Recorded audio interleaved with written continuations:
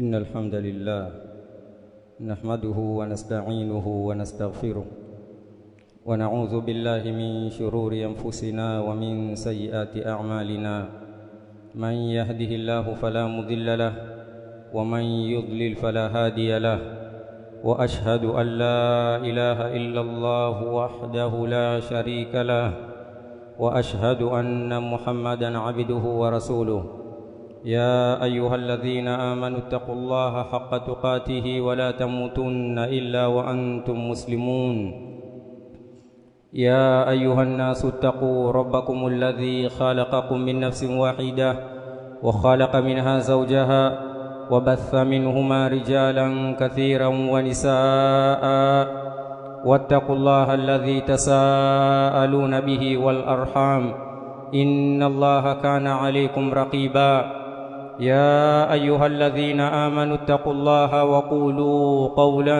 سديدا يصلح لكم أعمالكم ويغفر لكم ذنوبكم ومن يطع الله ورسوله فقد فاز فوزا عظيما أما بعد فإن أصدق الحديث كلام الله وخير الهدى هدى محمد صلى الله عليه وسلم وشر الأمور محدثاتها وكل محدثة بدعة وكل بدعة ضلالة وكل ضلالة في النار. Ndugu Islam, Ijumaa ya leo ni Ijumaa ya kwanza katika mwezi mtukufu wa Ramadhani mwaka 1447 Hijiria, sawia na mwezi wa pili mwaka 2026 Miladia. Ndugu Islam, hakika hii ni neema kubwa ya Allah Subhanahu wa Ta'ala juu yetu sisi pale alipotujalia kuweza kuidiriki Ramadhani ya mwaka huu. Ndugu Islam, Al-Imam Ibn Rajab Al-Hanbali rahimahullah katika Lataif Al-Ma'arif akilielezea jambo hili, ukubwa wa kuidiriki neema ya mwezi mtukufu wa Ramadhani, asema bulughu Ramadhan wa siyamuhu ni'matun 'azimatun 'ala man aqdarahu Allahu alayhi, kuwa kuufikia mwezi mtukufu wa Ramadhani na ukaweza kuufunga ukamakinika katika kutekeleza amali ambazo kwamba Allah Subhanahu wa Ta'ala ametuwekea ndani yake katika siyam na qiyam na amali nyingine mbalimbali, ni'matun 'azimatun 'ala man aqdarahu Allahu alayhi, ni neema kubwa juu ya yule ambaye kwamba Allah Subhanahu wa Ta'ala atamuwezesha na kumwafikisha katika jambo hili. Kwa hivyo ndugu Islam, hamna budi kumshukuru Allah Subhanahu wa Ta'ala kwa neema hii ya kuudiriki mwezi mtukufu wa Ramadhani hali ya kuwa ni wazima, tuna afya na tuna uwezo wa kutekeleza ibada ya mfungo na ibada nyingine mbalimbali ambazo kwamba Allah Subhanahu wa Ta'ala ametuwekea ndani ya mwezi huu. Mtume sallallahu alaihi wasallam alikuwa akiwapa bishara masahaba wake wanapoingililiwa na mwezi mtukufu wa Ramadhani, akisema na kuambia, qad ja'akum ramadhan shahrun mubarakun, hakika umewajia mwezi mtukufu wa Ramadhani, mwezi wenye baraka nyingi. Faradallahu alaykum siyama, na ni mwezi ambao kwamba Allah Subhanahu wa Ta'ala amefaradhisha juu yenu mfungo wake, kuufunga mwezi mtukufu wa Ramadhani. Na pia mtume awaambia, tuftahu fihi abwabu samaa, na ni mwezi ambao kwamba ndani yake hufunguliwa milango ya pepo. Wa tughlaqu fihi abwabul jahim, na pia vile vile ni mwezi ambao kwamba ndani yake hufungwa milango ya moto. Na pia mtume yuambia, watughallu fihi maradatu shayatin wal jin, na ni mwezi ambao kwamba ndani yake hufungwa wale mashetani magwiji na wasumbufu, Ibilisi na wafuasi wake, utiwa kamba na kufungwa ndani ya mwezi huu. Na pia mtume sallallahu alaihi wasallam akiwaambia, fihi lailatun khairun min alfi shahr, na ndani yake kuna usiku ambao kwamba ni bora kuliko miezi 1000. Man hurimaha faqad hurim, wama yuhramu khairaha illa mahrum. Kwa hivyo haya ni maneno ya bishara ambayo kwamba Mtume sallallahu alaihi wasallam ilikuwa akiwaambia masahaba wake na pia kuwapongeza masahaba wake kwa munasaba wa kuingililiwa na mwezi mtukufu wa Ramadhani. Ibn Rajab al-Hanbali aendelea kusema hadha alhadithu, hadithi hii ambayo kwamba tumeitaja, aslun, ni msingi na ni dalili fi tahniati nnasi ba'dihim ba'dan fi shahri Ramadhan, ni msingi na ni dalili ya watu kupongezana baadhi yao kwa wengine kwa kule kuingililiwa na mwezi mtukufu wa Ramadhani.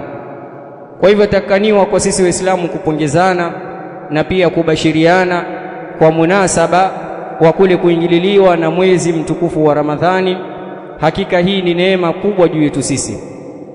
Endelea kusema kaifa la yubasharu almu'minu bifathi abwab aljinan, kaifa la yubasharu almudhnibu bighalqi abwab aljahim, kaifa la yubasharu alghafilu biwaqtin yughallu fihi ash-shaytan.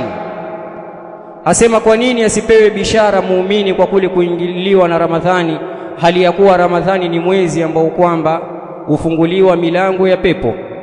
Na kwa nini asibashiriwe mwenye kufanya madhambi kwa kule kuingililiwa na mwezi mtukufu wa Ramadhani, kuwa ndani ya mwezi huu ni mwezi ambao kwamba hufungwa milango ya moto, apate kutubia na kuregea nyuma? Na pia kwa nini asipewe bishara ya kule kuingia kwa mwezi mtukufu wa Ramadhani yule aliyeghafilika, kwa kuwa ndani ya mwezi huu ni mwezi ambao kwamba hufungwa shetani? Allah subhanahu wa ta'ala humzuia shetani na kumfunga. Akasema rahimahullah, famin aina yushbihu hadha zamana zamanu, zama kama hizi za Ramadhani utazifananisha na zama gani? Ni zama ambazo kwamba ni tukufu, zenye ubora mkubwa, zenye fadhila nyingi na baraka nyingi kutoka kwa Allah subhanahu wa ta'ala. Kwa hivyo ndugu zangu Waislamu, hii ni neema kubwa kutoka kwa Allah subhanahu wa ta'ala juu yetu sisi ya kuweza kuudiriki mwezi mtukufu wa Ramadhani wa mwaka huu wa 1447. Hamna budi kumshukuru Allah subhanahu wa ta'ala juu ya neema hii ambayo kwamba ametuneemesha kwayo. Ndugu Islam, wanachuoni waelezea kwa nini mwezi huu wa 9 katika kalenda yetu ya Kiislamu umeitwa shahru Ramadhan. Wataja sababu katika sababu ambazo kwamba zimetajwa, na hii ni sababu ambayo kwamba wamewafikiana wanachuoni wa lugha ya Kiarabu. Wasema kuwa hili neno Ramadhani limetokamana na kalima ar-ramadh, na maana ya ar-ramadh wasema huwa shiddatul harri wal atash wa tawahhuji rimali sahara'i fi sayfi. Ili neno Ramadhani limetokamana na neno ramadh, na ramadh maana yake ni joto kali na mvuke mkali, na pia vile vile kiu kikali, na pia wakasema ni mvuke mkali wa zile changarau za jangwani katika kipindi hichi cha joto, katika kipindi cha joto. Kwa hivyo hii ni sababu ambayo kwamba imetajwa na wanachuoni wa lugha kuwa Ramadhani imeitwa Ramadhani, sababu ni mwezi ambao kwamba huangukia katika msimu ambao kwamba joto huanza ndani yake. Ndio maana Waarabu walipoupatia mwezi huu jina wakauita shahru Ramadhan, kwa kule kuwafikiana na majira na kipindi cha joto, kama wanavyoelezea wanachuoni wa lugha. Na pia zimetajwa sababu nyingine kama alivyoashiria al-Imam al-Qurtubi rahimahullah, kwa nini Ramadhani imeitwa Ramadhani. Akasema ilikuwa ndani ya mwezi huu wa Ramadhani, liannahum kanu yurmidhuna aslihatahum liyuharibuna biha fi shawwal qabla dukhuli al-ashhuri al-hurumi.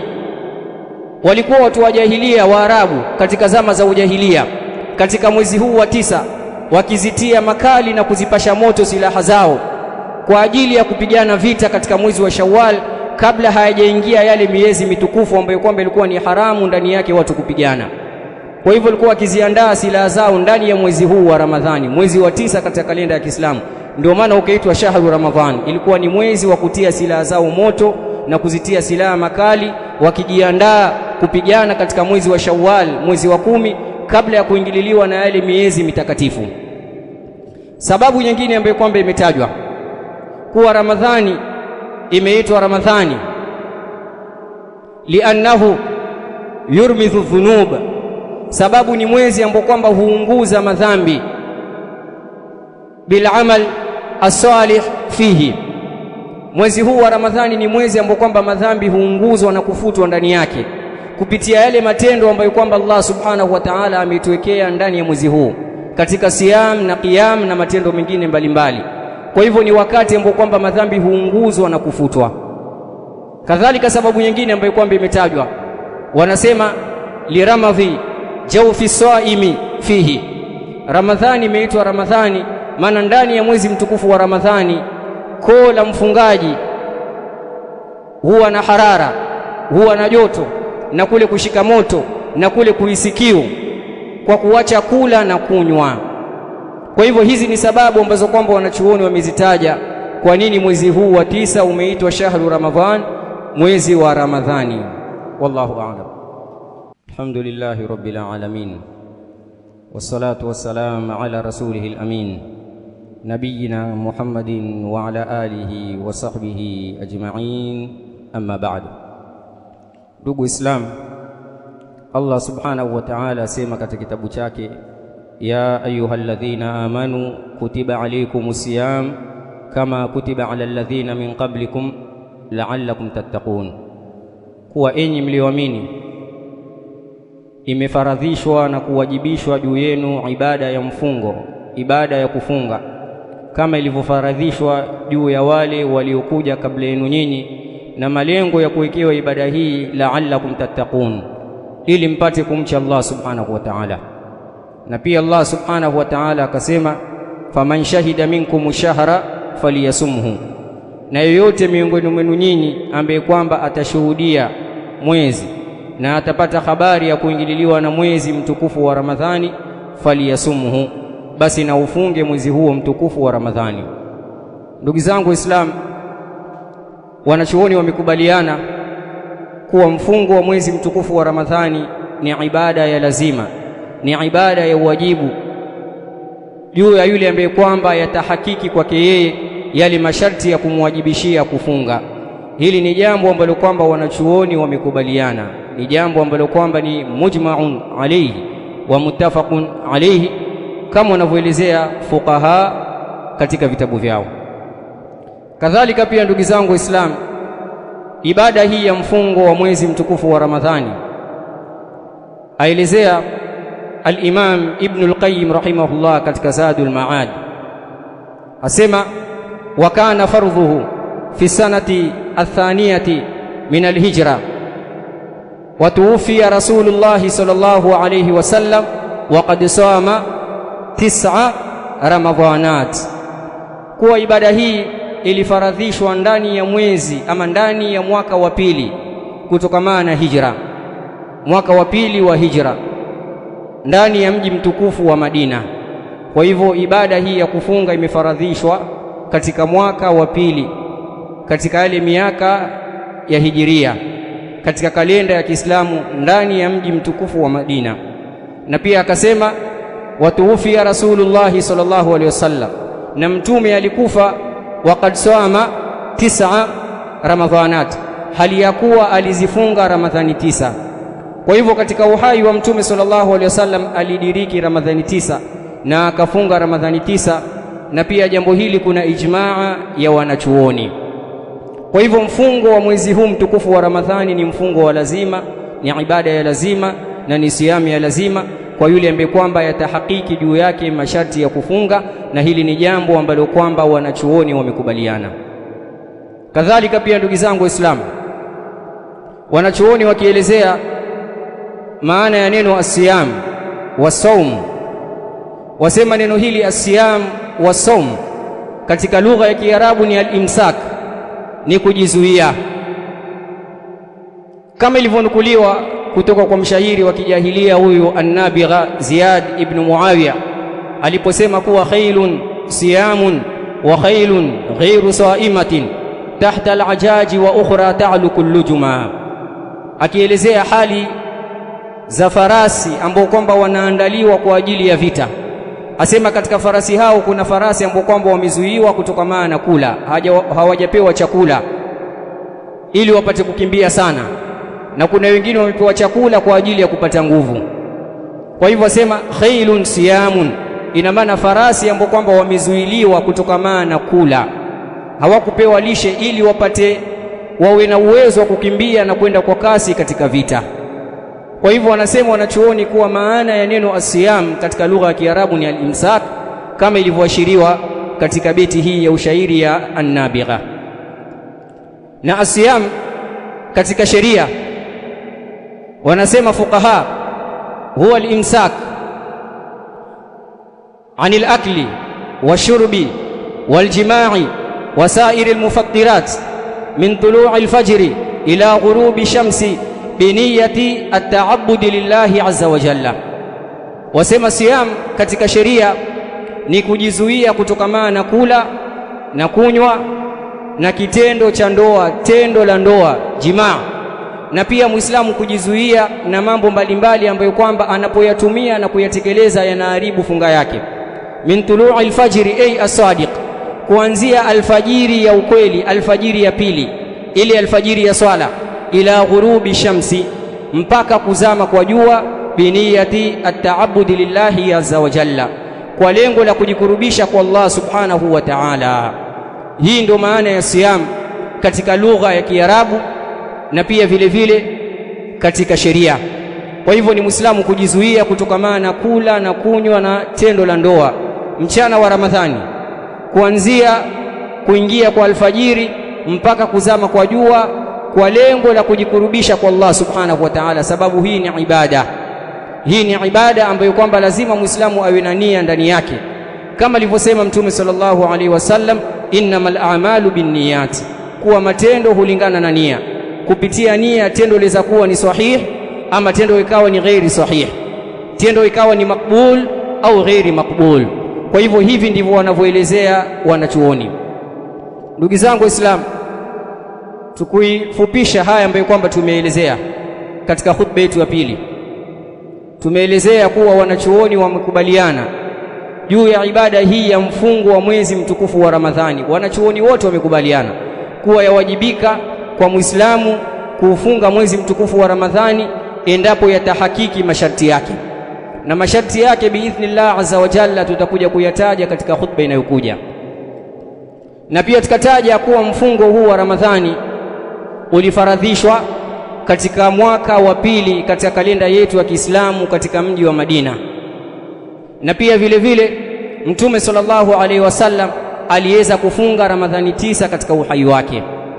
Na tukaelezea maana ya siyam katika lugha ya Kiarabu ambapo kwamba ni al-imsak, na pia vile vile tumeelezea siyam katika sheria, tukasema kuwa ni kujizuia kutokana na kula na kunywa na kufanya tendo la ndoa tangu kuingia kwa alfajiri ya pili, alfajiri ya kikweli, ile alfajiri ya swala, mpaka kuzama kwa jua, kwa nia na kwa lengo la kujikurubisha kwa Allah subhanahu wa ta'ala. Kwa hivyo ndugu Islam, tutakuja kuendelea katika khutba inayokuja kutaja baadhi ya masharti yenye kufungamana na ibada hii ya siyam, ibada ya mwezi mtukufu wa Ramadhani, mwezi ambao kwamba tupo ndani yake. Tumuomba Allah subhanahu wa ta'ala tujalie min alladhina yastami'una alqawla fattabi'una ahsana. Rabbana atina fid dunya hasanatan wa fil akhirati hasanatan wa qina adhaban nar. ربنا تقبل منا إنك أنت السميع العليم وتب علينا إنك أنت التواب الرحيم وصلى الله وسلم على نبينا محمد وعلى آله وصحبه أجمعين والله أعلم.